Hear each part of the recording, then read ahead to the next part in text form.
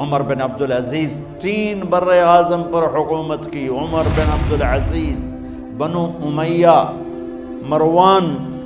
عمر بن عبدالعزیز نے اپنے آپ کو قربان کیا اللہ کے لیے، حکومت کو پاؤں کے تلے رکھا اور اللہ کی رضا کو سامنے رکھا. کیسی سلطنت کی؟ جب گورنر تھے تو 60 اونٹوں پہ سامان چلتا تھا. جب امیر المومنین بنے تو بچے کہنے لگے ماں سے، بچے بچیاں 12 تھے، ماں سے کہنے لگے کہ عید کا موقع آ رہا ہے، ابا سے کہو ہمیں نئے کپڑے تو لے کر دیں. ان کی ماں کا نام ہے فاطمہ، بچوں کی ماں کا نام.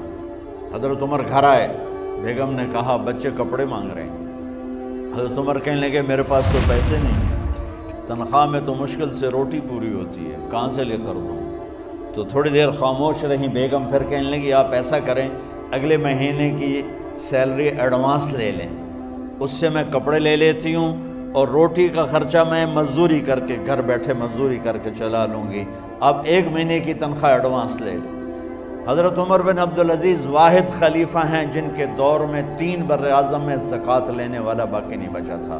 یہاں لاہور بھی ان کی حکومت کے نیچے تھا، جنوبی اسپین فرانس ان کی حکومت کے نیچے تھا، کاشغر تک ان کی حکومت کے نیچے تھا، استنبول کے دروازوں تک ان کی حکومت تھی.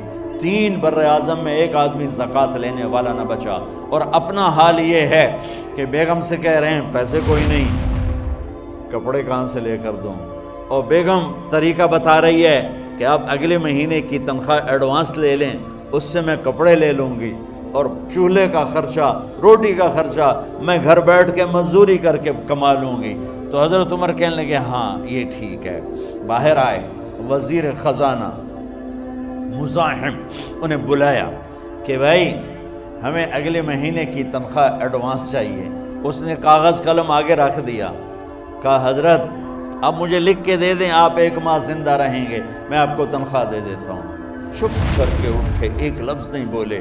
گھر گئے، اپنی بیگم فاطمہ سے کہا بیگم بچوں سے کہہ دو کہ باپ کے پاس کپڑے لے کر دینے کی سخت نہیں ہے. اور خزانے ایسے بھرے پڑے تھے کہ زکوٰۃ لینے والا کوئی نہیں تھا. عید کی نماز ہوئی، نماز کے بعد جب ساری فیملی ملنے آئی اور بچے بھی ملنے آئے تو ان کو دیکھ کر ان کی آنکھوں میں آنسو آ گئے. کہنے لگے بچوں آج تمہیں دکھ تو ہوگا اپنے باپ پر کہ ایک جوڑا کپڑا بھی لے کر نہ دیا عید کا. تو ان کے ایک بیٹے نے کہا ابا جان آج ہم بڑے خوش ہیں، ہمارا سر اونچا ہے کہ ہمارے باپ نے مسلمانوں کے مال پہ ڈاکہ نہیں ڈالا. یہ ان کا طرز حکومت تھا، اس طرح انہوں نے حکومت کی. گھر میں تشریف لائے تو بیٹیوں سے بات کی تو انہوں نے منہ پہ سے دوپٹہ رکھا ہوا. تو فرمانے لگے کپڑا تو ہٹاؤ، دوپٹہ کیوں رکھا ہوا ہے؟ تو گھر کی خادمہ زور زور سے رونے لگی، کہنے لگی امیر المومنین آج آپ کی بیٹیوں نے کچا پیاز توڑ کے روٹی کھائی ہے تو وہ اس کی بو ہے منہ میں، آپ کو بو سے نفرت ہے اس لیے منہ پہ کپڑا رکھ لیا ہے. تو حضرت عمر اتنا روئے کہ ان کی داڑھی تر ہو گئی. کہنے لگے آخر میں جب تھوڑا آسرے میں آئے کہا میری بیٹیوں تمہارا باپ تمہیں بڑے اچھے کھانے کھلا سکتا ہے لیکن میں جہنم کو برداشت نہیں کر سکتا. اب مرنے کا وقت آ گیا.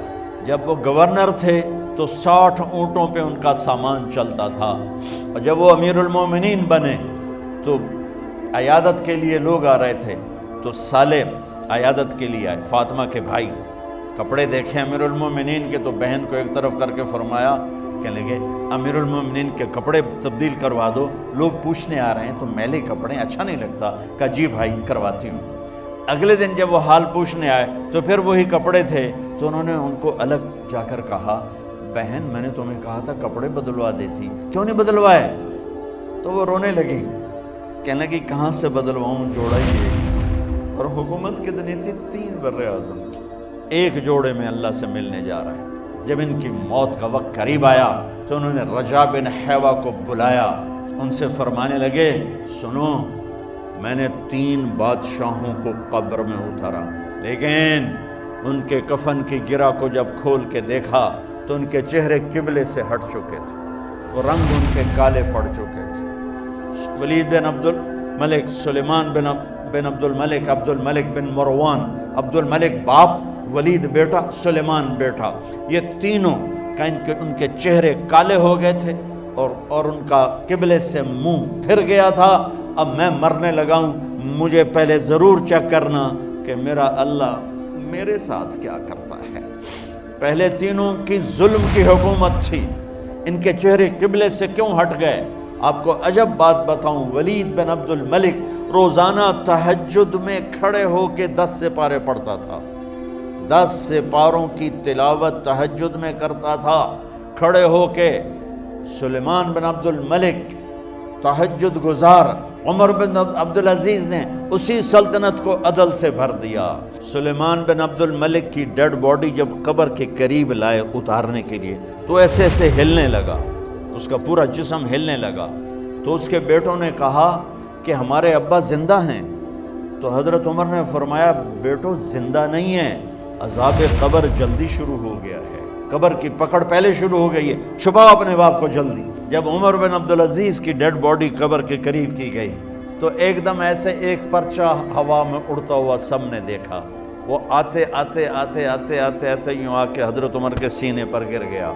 سب دیکھ رہے ہیں۔ جب پرچے کو اٹھا کے دیکھا گیا تو اس پہ ایک سطر پہ لکھا تھا بسم اللہ الرحمن الرحیم، اور دوسری سطر پہ لکھا تھا براءۃ من اللہ لعمر بن عبد العزیز من النار، یہ عمر کے لیے جہنم کی آگ سے نجات کا پروانہ ہے۔